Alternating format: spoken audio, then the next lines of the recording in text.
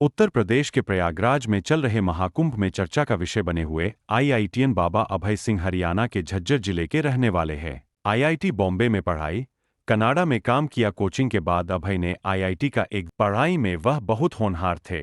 इसके बाद परिवार उन्हें आईआईटी की कोचिंग के लिए कोटा भेजना चाहता था, मगर अभय ने दिल्ली में कोचिंग लेने की बात कही। आईआईटी बॉम्बे में पढ़ाई, कनाडा में काम किया। कोचिंग के बाद अभय ने आईआईटी का एग्जाम क्रैक कर लिया।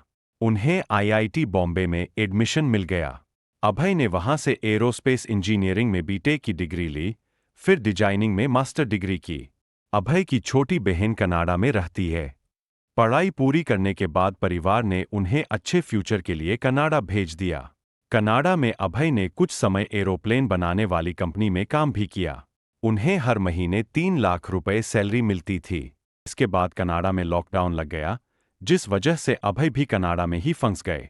परिवार का कहना है, अभय की अध्यात्म में पहले से ही रुचि थी। लॉकडाउन के दौरान अभय जब अकेला पड़ा तो उसने अपनी जिंदगी के बारे में ज्यादा गंभीरता से सोचना शुरू कर दिया। घर लौटे तो ध्यान लगाने लगे। जब लॉकडाउन हटा तो अभय भारत लौट आए। यहाँ आने के बाद वह अचानक फोटोग्राफी करने लगे।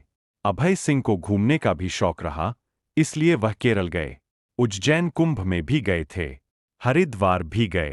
पिता करण ने बताया कि अभय शुरू से पढ़ने में अच्छा था। रात 2-2:30 बजे तक पढ़ता रहता था। वह इतना कहते थे कि कोई जरूरी काम हो तो मैसेज कर दिया करो। हालांकि करीब 6 महीने पहले परिवार को चिंता हुई और अभय से बात करनी चाहिए तो उन्होंने माता पिता और बहन का नंबर भी ब्लॉक कर दिया। पिता बोले वापसी पर तकलीफ होगी। मां सन्यासी बनने से दुखी अभय के पिता करण ने कहा कि वह बचपन से ही बातें बहुत कम करता था, लेकिन हमें कभी यह आभास नहीं था कि वह अध्यात्म के रास्ते पर चल पड़ेगा। क्या वह अपने बेटे को घर लौटने के लिए कहेंगे?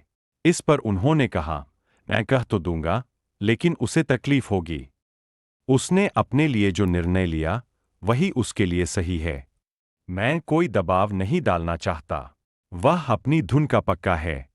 हालांकि इकलौते बेटे के अचानक संन्यास